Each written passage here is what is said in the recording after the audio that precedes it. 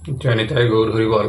সর্বসাধু গুরু বৈষ্ণব চরণে দণ্ডবোধ প্রণাম জানিয়ে আজকে সুন্দর একটি কাহিনী, শাস্ত্র কাহিনী তোমাদের সামনে তুলে ধরব। বিশ্বাসে মিলাই বস্তু, তর্কে বহুদূর। কিভাবে বিশ্বাস মানুষকে কত দূর নিয়ে যেতে পারে শুনলে বুঝতে পারবেন। একটা ছোট্ট শিশু, 8 বছরের শিশু, খুবই গরিব ঘরের। প্রতিদিন গরু ছাগল এগুলো মাঠে নিয়ে যায়। মাঠে সেই গরু ছাগলকে ঘাস খাইয়ে নিয়ে আসে।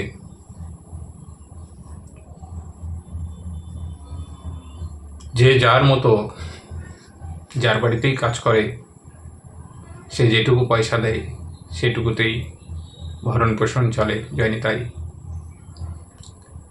তো এইরকম একজন গরিব ঘরের শিশু প্রতিদিন এইভাবে মানুষের বাড়িতেই কাজ করে, রাস্তা দিয়ে গরু ছাগল নিয়ে যায়। এক রাস্তার পাশে এক গুরু বৈষ্ণব আশ্রম আছে। সেই আশ্রমে গুরু বৈষ্ণব অনেক শিষ্য, প্রচুর শিষ্যরা আনাগোনা লেগেই থাকে, আসে যায় আসে যায়। তো শিশু মন, 8 বছরের শিশুর মন সেসব দেখে কিন্তু কৃষ্ণ প্রেমের উদয় হয়েছে মনে। মনে মনে ভাবছে, ইস, আমাকে যদি গুরুদেব একটু মন্ত্র দিতেন, মন্ত্র দান করতেন, আমিও গোবিন্দ সেবা করতাম, কৃষ্ণ সেবা করতাম। এই ভাবনা চিন্তা করে প্রতিদিন যায় ওই রাস্তা দিয়ে গরু ছাগল নিয়ে, আর প্রতিদিন সেই আশ্রমের দিকে নিবিড় চোখে তাকিয়ে থাকে। এইভাবে করতে করতে কিছুদিন পর সাহস করে সেই গুরুদেবের আশ্রমে প্রবেশ করেছে। অনেক শিষ্যরা আছেন, শিষ্যদের বলেছেন যে আমি একটু গুরুদেবের সঙ্গে দেখা করব, গুরুদেবের কাছে আমার একটু দরকার আছে। নোংরা জামাকাপড়, ছিঁড়া জামাকাপড় পরে সেই শিশু সবার সামনে দূর দূর করে তাড়িয়ে দিয়েছে। সেই শিশুকে প্রতিদিন যেদিনই আসে সেদিনই তাড়িয়ে দেয়। এইভাবে বেশ কয়েকদিন সেই শিশু সেই আশ্রমে আসে এবং যায়। করতে করতে একদিন এমন সময় এসেছে যে সময় সেই গুরুদেব হয়তো কোনো শিষ্য আশ্রমে মন্ত্রদান উপলক্ষে যাবেন। সবে মাত্র বেরিয়েছেন মাত্র। এবার বেরিয়েই সেই শিশু শিষ্যগণকে বলছে যে আমি একটু গুরুদেবের সঙ্গে দেখা করব। সামনে পড়ে গেছে, তখন আর কেউ আটকাতে পারেনি। গুরুদেব বলছে, আচ্ছা আসতে দাও, কি বলছে শুনি। গুরুদেবের কাছে এসে বলছে যে গুরুদেব আমাকে একটু মন্ত্র প্রদান করুন, আমিও কৃষ্ণ সেবা করব, গোবিন্দ সেবা করব।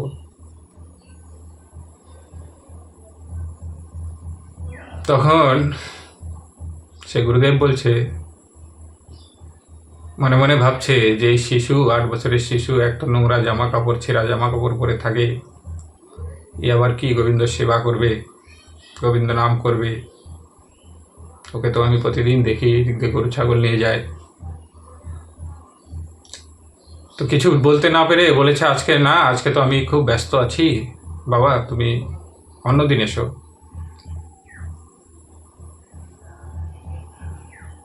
এইভাবে যখন বলেছে অন্যদিন এসো, শিশু মন আনন্দে স্ফুরিত হয়ে মনের আনন্দে চলে গেছে। আবার কয়েকদিন পর আবার ফিরে এসে আবার দেখা করতে চেয়েছে। শিষ্যগণের কাছে বলেছে গুরুদেব আছে। শিষ্যগণ গুরুদেবকে এসে যখনই বলে, গুরুদেব বলেন, না, ওকে বলে দাও যে নাই, গুরুদেব বাড়িতে নেই, অন্য কোথাও গেছে, তোমরা বলে দাও। এইভাবে বেশ কয়েকদিন ঘুরিয়েছে। ঘোরানোর পরে সেই শিশু কিন্তু কোনোভাবেই সে রাস্তা ত্যাগ করে না।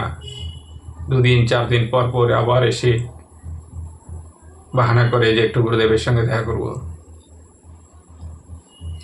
তাই না পেরে একদিন গুরুদেব ভাবছে যে না, এই ছেলেটা তো আমাকে ছাড়বেই না। তখন সেই ছেলেটাকে ডেকে বলেছে, আচ্ছা ঠিক আছে, তুমি স্নান করে এসো, তোমাকে মন্ত্র দিব। তো শিশু মহান আনন্দে স্নান ধ্যান করে এসে গুরুদেব ওকে মন্ত্র দিচ্ছে। মন্ত্র প্রদান করেছেন, সংস্কৃত মন্ত্র কোনো নয়, ও ছাগল চড়িয়ে খায়। তাই ওকে বলেছে যে বাবা, তোমার কর্ণে এই যে মন্ত্র দিলাম, খা ছাগল পাতা খা, এই মন্ত্রটা তুমি প্রতিদিন বলবে। খা ছাগল পাতা খা, প্রতিদিন মন্ত্র বলবে আর গরু ছাগল চড়াবে, দেখবে গোবিন্দ ঠিক ঠিক তোমার দর্শন দেবে। শিশু মন ও আর কি জানে মন্ত্র কোনটা কোনটা মন্ত্র নয়। ও ভেবেছে গুরুদেব যখন বলেছে নিশ্চয়ই এই মন্ত্র দিয়েই গোবিন্দ আমার দর্শন দেবে।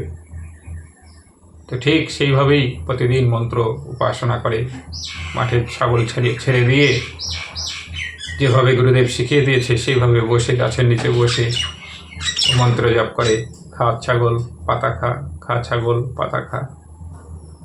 জপ করতে করতে একদিন গোবিন্দ আমার করুণাময় দয়াময় গোবিন্দ আমার একদিন এসে তার সম্মুখে দাঁড়িয়েছে, বলছে দেখো বাবা, আমি চলে এসেছি।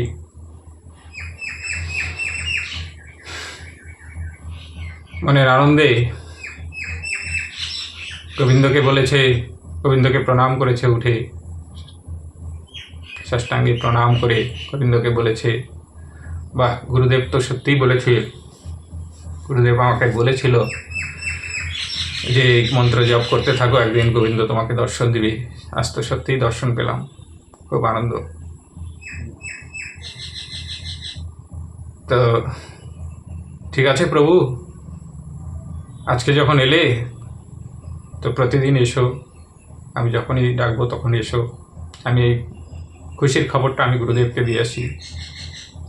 তখন গুরুদেবের কাছে গিয়ে সেই খুশির খবরটা জানাতে গেছে। গুরুদেবকে ডেকে বলছে, গুরুদেব আপনার কথা তো ঠিক, আমি গোবিন্দ দর্শন পেয়েছি, গোবিন্দ আমাকে দেখা দিয়েছে। গুরুদেব ভাবছে ফালতু কথা, আমি ওকে কোনো মন্ত্র দেইনি, কোনো কিছুই দেইনি, ফালতু একটা কথা বলে দিয়েছি, ওটা দিয়ে গোবিন্দ পেয়ে গেছে। আচ্ছা ঠিক আছে বাবা, যা, তুই গোবিন্দ পেয়েছিস যখন, ভালো কথা, তুমি যাও। তো এইভাবে চলে গেছে। আবার যথারীতি প্রতিদিন গোবিন্দের সঙ্গে দেখা হয়, গোবিন্দ আসে, তার সঙ্গে খেলা করে, তার সঙ্গে থাকে। তো একদিন গোবিন্দ বলছে যে গোবিন্দ, হে বাবা, তুমি গুরুদেবকে একদিন ডেকে নিয়ে আসো। তো শিশুটি মনের আনন্দে গুরুদেবের কাছে গিয়ে বলছে, গুরুদেব, আমার গোবিন্দ তোমাকে যেতে বলছে, চলো, আজকেও আসবে গোবিন্দ, তোমাকে দর্শন করাবো।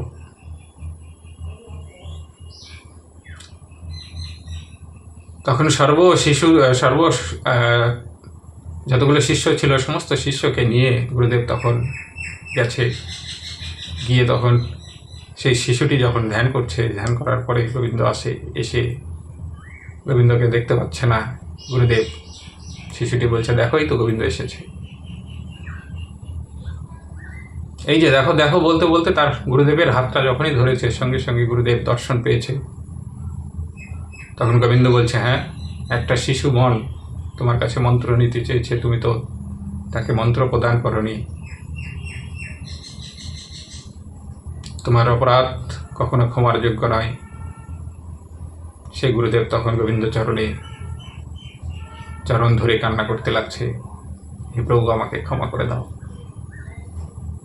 এইভাবে গুরু শিষ্য দুজনেই উদ্ধার পেলেন। জয় নিতাই গৌর হরি বল।